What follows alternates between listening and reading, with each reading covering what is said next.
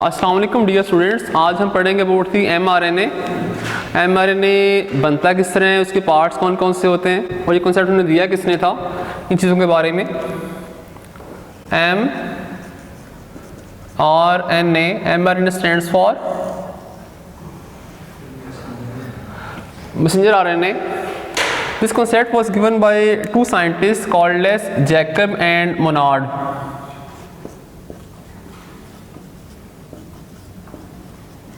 Jacob and Monod.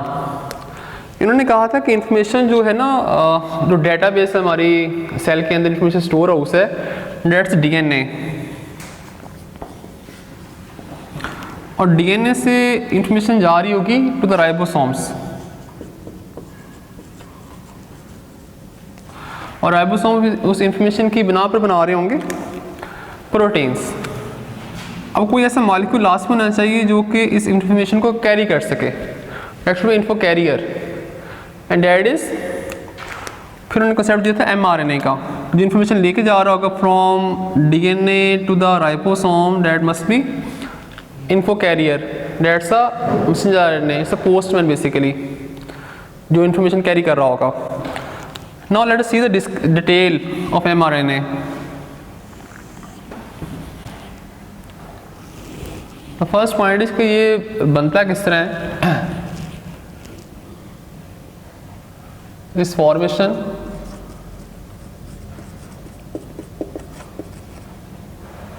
And particular we are studying respect to eukaryotic cell.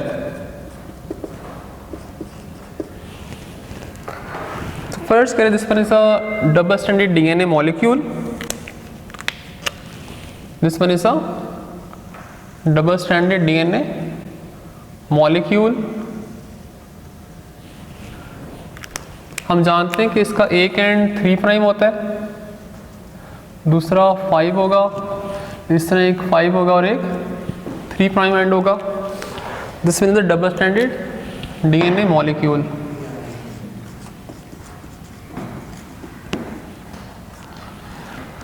अब जो double stranded DNA molecule होता है ना, इसके कुछ पोर्शंस को हम कह रहे होते हैं जीन्स। क्या कहते हैं? लेट अस सपोज ये जीन्स हैं। जीन वो एरिया होता है जिसके आगे ट्रांसक्रिप्शन हो सके। जीन के दरमियान का जो एरिया होता है ना, लाइक ये वाला जो एरिया है, इसे कहा जाता है spacer DNA.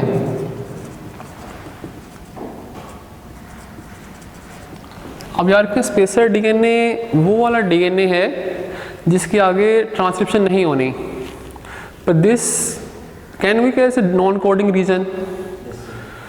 Gene is a coding region जिसके आगे ट्रांसक्रिप्शन होनी है, तो ये वाला आ जाएगा non coding reason, spacer DNA. ये पाया जा रहा है बिटवीन द जीन्स। कहाँ पर? ये वाला पार्ट जीन का है, this is also a gene. इनमें से किसी एक जीन की हम ट्रांसक्रिप्शन करवा के देख लेते हैं। सपोज दिस जीन, इसकी आगे हो जाती है ट्रांसक्रिप्शन। चलिए जीन को हम अलग करते हैं।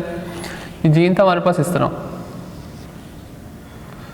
Double stranded DNA molecule. एक एंड था इसका 3 to 5 और एक है इसका 5 to 3। दरमियान में इसके न्यूक्लियोटाइड्स कॉम्प्लीमेंट्री सीक्वेंस में मौजूद थे।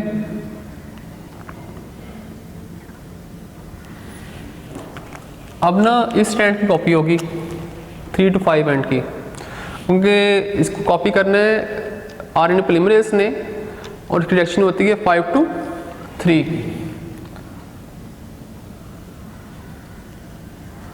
अब इसकी मदद से ये जो बना है ना, this strand, this one is RNA. What is this? RNA. यहाँ जो एंजाइम इस्तेमाल हुआ है, इन्वॉल्व, उसे कहेंगे हम आरएनए पॉलीमरेज। और अमल कौन सा हो गया? ट्रांसक्रिप्शन।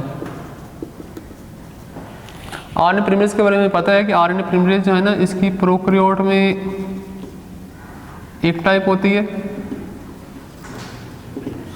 और यूकैरियोट में 3 टाइप्स होती हैं इसकी। आरएनए जो डायरेक्टली आरएनए बनता है ना फ्रॉम डीएनए, उसे कहा जा रहा था HNRNA। क्या कहते हैं? HNRNA। This RNA stands for hetero nuclear RNA। इसका एक और नाम भी होता है, इस RNA को हम प्राइमरी ट्रांसक्रिप्ट भी कहते हैं। क्या कहते हैं? प्राइमरी ट्रांसक्रिप्ट से मुराद है ऐसा RNA जो अभी डायरेक्टली बना है, डीएनए में कोई चेंज अभी तक नहीं आई, कॉल्ड इज प्राइमरी ट्रांसक्रिप्ट। और इसमें दोनों रीजन्स होते हैं, हेट्रोस लिखा है इसमें 2 रीजन्स होते हैं। लाइक कुछ ऐड करे होंगे ऐसा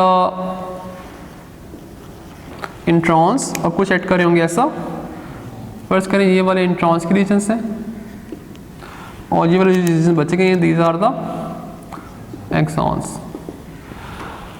अब ये भी पता याद रखें कि introns are also non coding regions.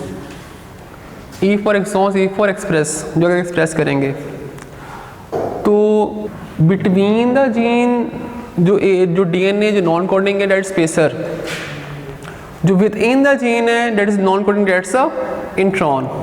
मैं दोबारा बोलता हूँ, एक है जीन के अंदर non coding region that's a intron, और एक है जीन के दरमियान non coding that's a spacer DNA. Spacer DNA की ट्रांसक्रिप्शन होती ही नहीं है, इंट्रॉन्स की ट्रांसक्रिप्शन होती है पर इसकी ट्रांसलेशन नहीं होती।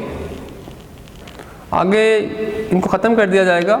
Introns are non coding regions within the gene और spacer is a non coding between the genes.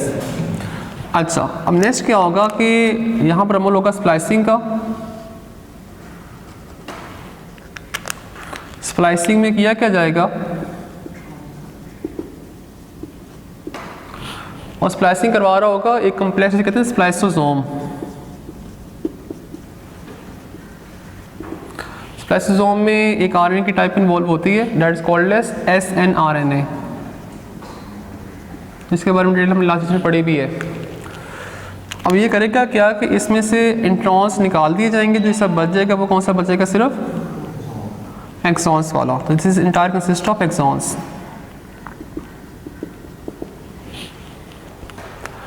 अच्छा, एक और बात कि जो HNRNA है ना, इसको हम स्प्लिट जीन कॉन्सेप्ट भी कहते हैं। This is also called as split gene.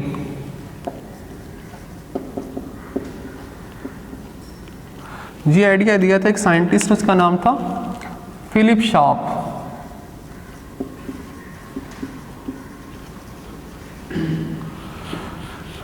ये एक साइंटिस्ट ने ये आइडिया दिया था स्प्लिट जीन का।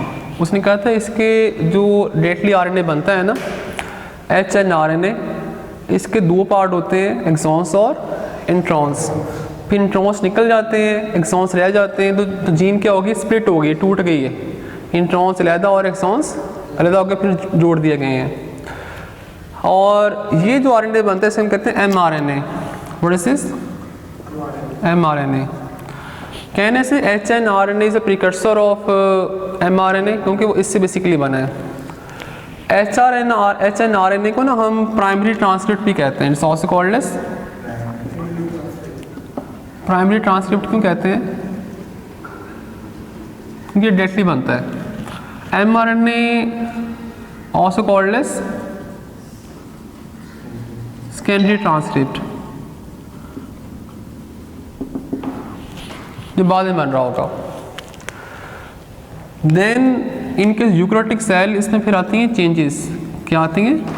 चेंजेस इस सेंस के अंदर इसके 2 एंड बनेंगे ना। अगर हम इसकी ट्रांसलेशन करवाई है तो ये वाला एंड कहलाएगा इसका 5', ये वाला कहलाएगा इसके कॉम्प्लीमेंट्री होगा। ये भी कौन सा होगा? 5, ये वाला 3, ये होगा 5, ये वाला होगा 3। तो इसमें होती है मॉडिफिकेशन। क्या होती है? मॉडिफिकेशन। उसे हम कहते हैं पोस्ट ट्रांसक्रिप्शनल मॉडिफिकेशंस। तो इसमें ना 5' एंड पर अटैच हो रही होती है कैप, और 3 पर अटैच हो रही होती है टेल। वो इसलिए अटैच होती है क्योंकि ये सारा हमारा यूकैरियोटिक सेल में होता है न्यूक्लियस के अंदर। साइटोप्लाज्मिक के अंदर एंजाइम होते हैं न्यूक्लियोसिस और फॉस्फेटेसिस, तो वो एंजाइम mRNA पर अटैक करके ख़त्म कर सकते हैं। तो ये दोनों क्या करेंगे, उसको प्रोटेक्ट करेंगे from 5' end to end as well as from 3' end. तो ये हमारे पास जो mRNA बनेंगे जैसे कॉल्ड एज मैच्योर mRNA। अब ये मूव करेगा, अब ये अगर सारा जो पार्ट था this one was of nucleus portion था, यहाँ पर पोर्स होंगे और यहाँ से फिर ये आएगा इनटू द साइटोप्लाज्म और यहाँ पर आके फिर वो प्रोटीन बनाने में हेल्प कर रहा होगा। नाउ अगर हम इसकी डिटेल पढ़ेंगे ना mRNA की कि इसके कंपोनेंट्स बने कौन कौन से हैं, अगर हम mRNA के पार्ट्स देखते हैं तो हम इस तरह बनाते हैं इसको। फर्स्ट करें कि हमारे पास इसको हम बॉक्स का स्ट्रक्चर बनाते हैं इसका एक।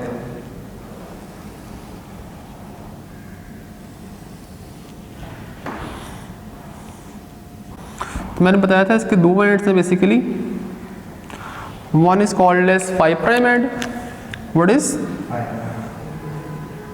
5', other one is called as 3'। ये सिंगल स्टैंडर्ड ही है, समझाने के लिए वैसे मैंने बॉक्स बना दिया। इसे कहते हैं 5' UTR, is called as 3' UTR। UTR stand for untranslated regions, UTR stands for untranslated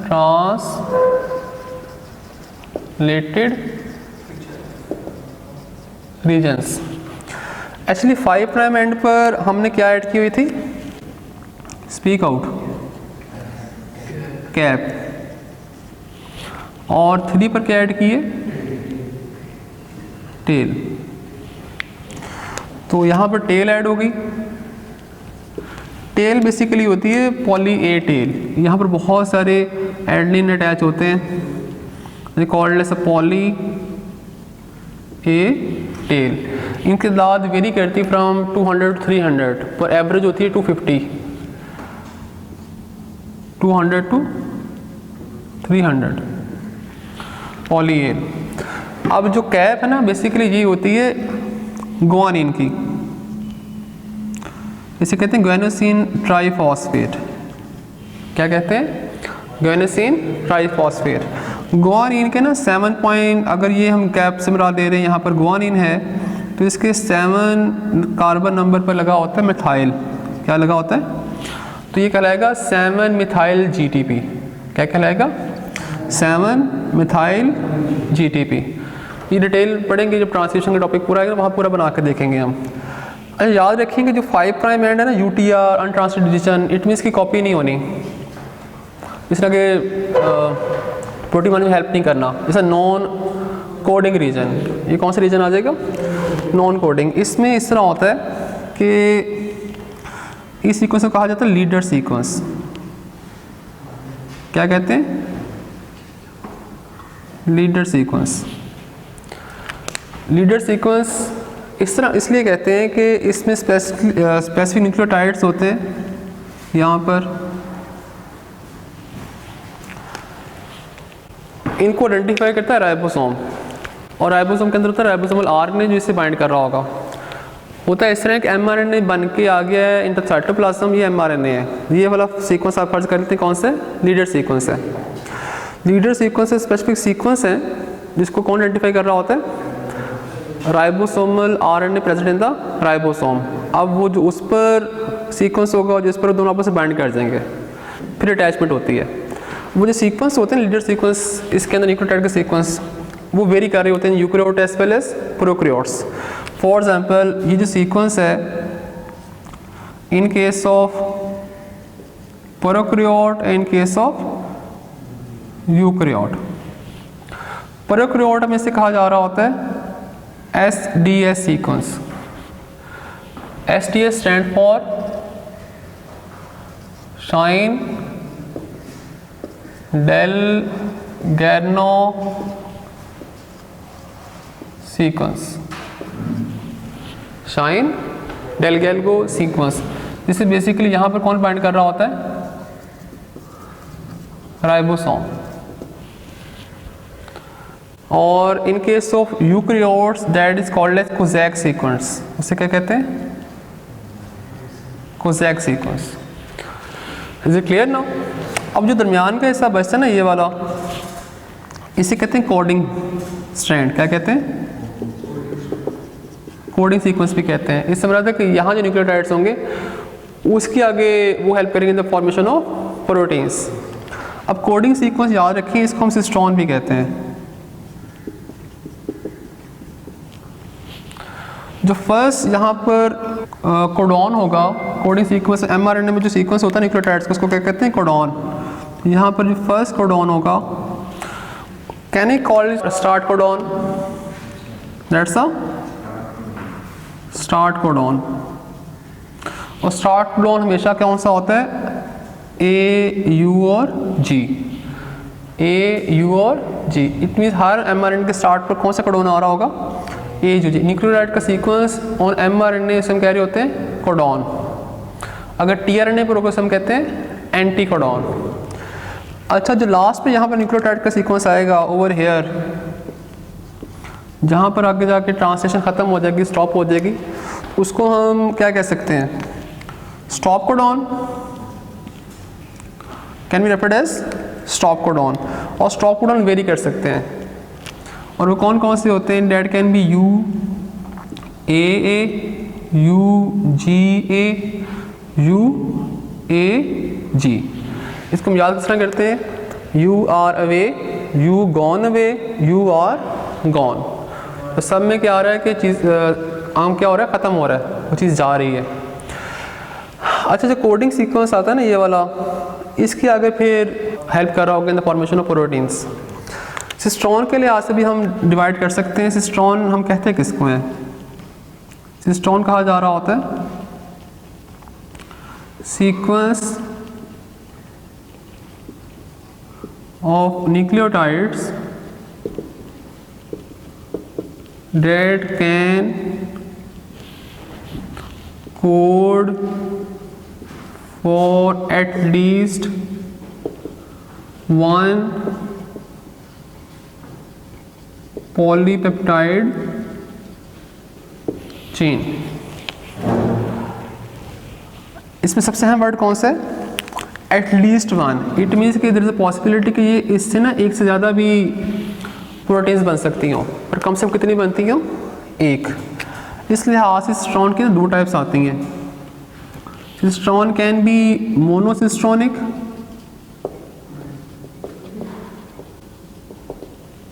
it can be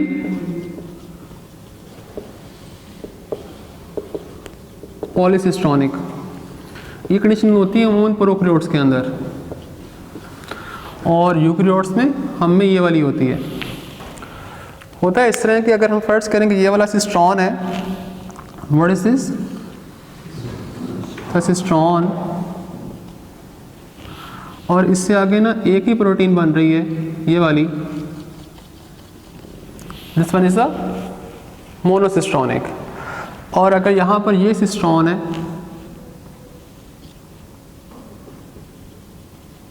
और इसके मुख्तलिफ रीजन एक्स, वाई और जी हम मान लेते हैं कि मुख्तलिफ रीजन्स हैं, इसके मुख्तलिफ कोडॉन्स हैं आगे, तो इससे प्रोटीन ये बन रही हो, इससे ये बन रही हो, और इससे ये बन रही हो, it's called as a polycistronic. तो that was all about mRNA, जो हमने काफ़ी डिटेल से पढ़ ली है। बाकी हम पढ़ेंगे इंशाल्लाह about tRNA in the next lecture. अल्लाह हाफिज़।